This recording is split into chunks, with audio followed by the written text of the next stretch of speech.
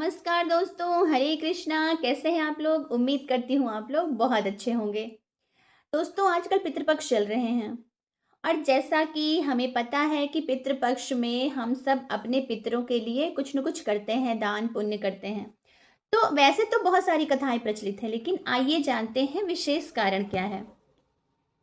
सबसे पहले एक महाभारत की कथा जो कि बहुत प्रचलित है। महाभारत के महान योद्धा दानवीर कर्ण जो कि पूरा जीवन दान करते रहे। सोना, भूमि, वस्त्र, उन्होंने कभी किसी को अपने घर से क्या अपने सामने से खाली हाथ तक नहीं लौटाया। लेकिन जब मृत्यु के बाद वे स्वर्ग पहुंचे तो उन्हें वहां सोने चांदी के महल मिले, पर खाने को अन्न का एक दाना नहीं मिला। कारण पूछने पे उन्हें पता चला कि उन्होंने जीवन भर इतना दान दिया, लेकिन उन्होंने अन्न जल का दान नहीं किया।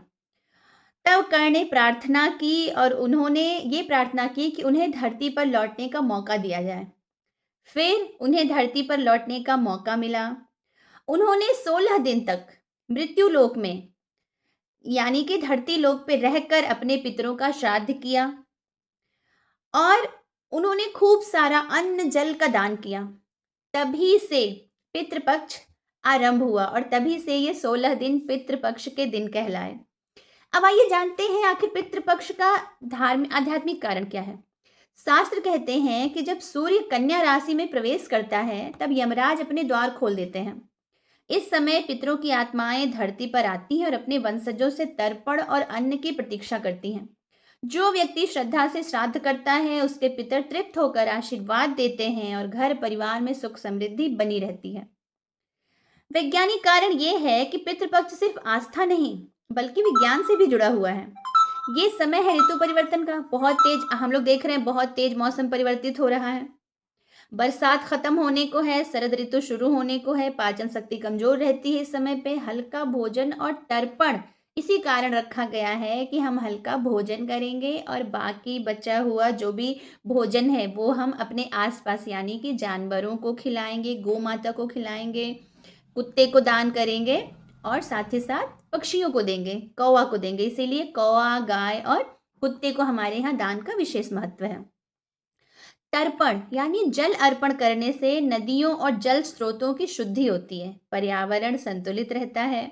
श्राद्ध भोजन गाय, कौवे, चींटियों और गरीबों को खिलाया जाता है। इससे परिस्थितिकी तंत्र और समाज दोनों का पोषण होता है। पूर्वजों का स्मरण मनोवैज्ञानिक दृष्टि से कृतज्ञता और पारिवारिक एकता की भावना को जगाता है। जब हम सारे लोग एक साथ इकट्ठा होते हैं तो हमारे में भी प्यार और सौहार्द बढ़ता है और साथ ही साथ हम अपने पूर्वजों को याद करते हैं। सूर्य चंद्र की स्थिति इस समय ऐसी होती है कि ध्यान और स्मरण करने से ऊर्जा संतुलन अत्यधिक प्रभावी माना जाता है। दोस्तों, निष्कर्ष यही है कि पितृपक्ष हमें ये सिखाता है दान अधूरा है अगर उसमें पितरों का स्मरण न हो। पूर्वजों की कृतज्ञता व्यक्त करना उतना ही जरूरी है जितना जीवित रिश्तों का सम्मान करना जरूरी है। और साथ ही ये परंपरा हमें प्रकृति, पर्यावरण और समाज के संतुलन बनाने की शिक्षा देती है। इसीलिए कहा गया है पितृ तृप्ति से देव तृप्त होते हैं और देव तृप्ति से जीवन में सुख शांति आती है। इसलिए बहुत ज्यादा जो लोग बहुत दिमाग लगाते हैं ना कि हमारे पूर्वज तो अब है नहीं, वो जीवित नहीं है, उनकी आत्माएं हैं, क्या उनकी आत्मा आके खाएगी? तो हाँ, उनकी आत्मा तृप्त होगी और जो जल और जो भोजन हम उन्हें अर्पित करेंगे वो इस धरा पे कोई ना कोई तो खाएगा ना कहीं कोई गाय, कोई कुत्ता, कोई जीव जंतु उसे खाएगा। और सूखा दान करने की भी परंपरा है। हम अनाज ले जाके ब्राह्मण को दान करते हैं, गरीबों को दान करते हैं ताकि समाज में व्यवस्था बनी रहे, समानता बनी रहे। अगर किसी के पास कम है तो उसे दान के रूप में मिल जाए, किसी भी गरीब को भूखे न सोना पड़े।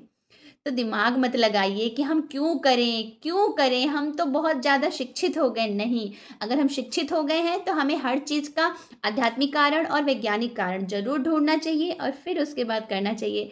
अगर हमारे नियम बनाए गए हैं, शास्त्रों में भी पितृपक्ष का उल्लेख है, तो हमें जरूर जरूर ढूंढना चाहिए, देखना चाहिए ऐसा क्या है जो हम बचपन से देखते आ रहे हैं। मैं भी बचपन से देखते आ रही हूँ, मेरे पिताजी भी श्राद्ध किया करते थे, मेरे भैया भी पापा का श्राद्ध करते थे। हमारे यहाँ मायके में, ससुराल में सब जगह श्राद्ध होता है। क्यों होता है? इसलिए कि वो बहुत बहुत बहुत ज़रूरी है। तो अगर आपको ये वीडियो अच्छा लगा हो तो प्लीज़ लाइक सब्सक्राइब ज़रूर कर लीजिएगा, और हाँ, अगर आप चैनल पे नए हो तो नोटिफिकेशन बेल को भी ज़रूर ऑन कर दीजिएगा, ताकि मेरे वीडियो सबसे पहले आप तक मिले। मैं लेती हूँ विदा, मैं मिलती हूँ आपसे अपने नेक्स्ट वीडियो में। तब तक के लिए नमस्कार, हरे कृष्णा, जय श्री हरि।